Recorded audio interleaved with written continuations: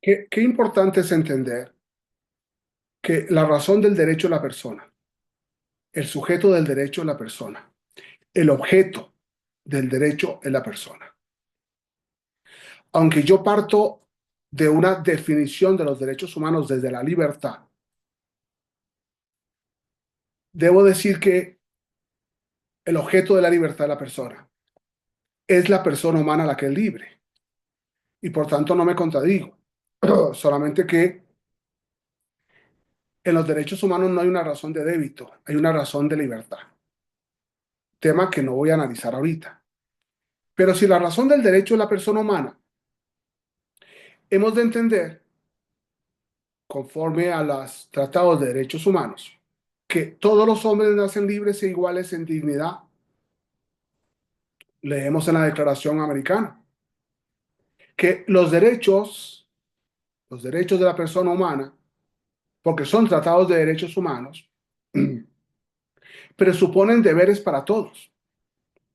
Y podríamos usar la misma idea. La libertad presupone deberes.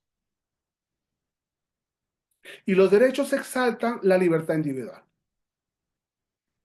Y porque somos libres, tenemos derechos. Y en cierto sentido, los derechos humanos es un uso de la libertad. Es un uso libre de la libertad humana. Los deberes se expresan, dice la Declaración Americana de Derechos y Deberes del Hombre, los deberes, único tratado internacional que habla de deberes de la persona. Los deberes expresan la dignidad de esa libertad. Los deberes de orden jurídico presuponen deberes de orden moral, el espíritu de la finalidad suprema de la existencia humana.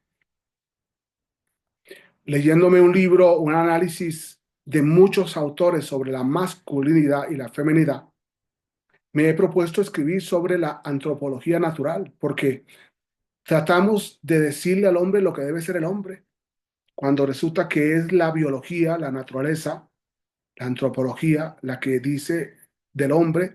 Entonces tratamos de buscar como recetas sobre el hombre que nos están complicando, por lo menos el siglo XXI. Por eso, con Alvin Esser, me gusta decir y repetir que desde los tratados de derechos humanos no se trata de un enfoque individualista de los derechos.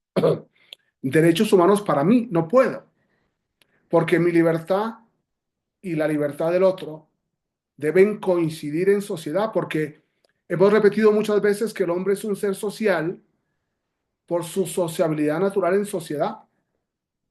Y porque vivimos en sociedad tenemos que respetar las libertades y los derechos de los otros, de modo que los otros respeten las libertades y los derechos nuestros.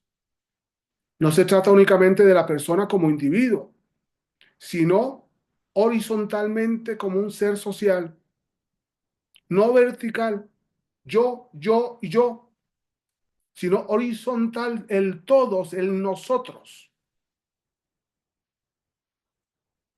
Y verticalmente como miembro de una cadena generacional. Desde el punto de vista vertical, yo tengo que cuidar la ecología humana, cuidar la naturaleza, cuidar los ríos, los mares, para los otros, para los que vienen, para poder proyectarse a la luz de todas estas dimensiones. Por eso el Estado no es un fin en sí mismo.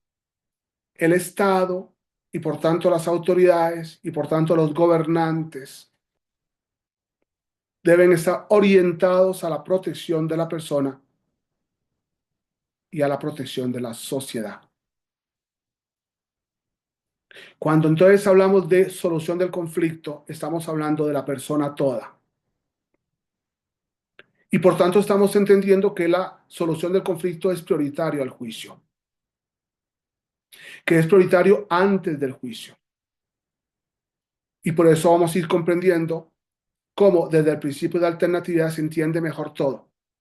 Si los ministros, si los magistrados, si los jueces de distrito logran entender los derechos humanos desde la libertad y la libertad y los derechos humanos desde el principio de alternatividad, iremos comprendiendo el derecho la importancia del derecho, la razón del derecho, la importancia del proceso de los derechos humanos. Muchas gracias.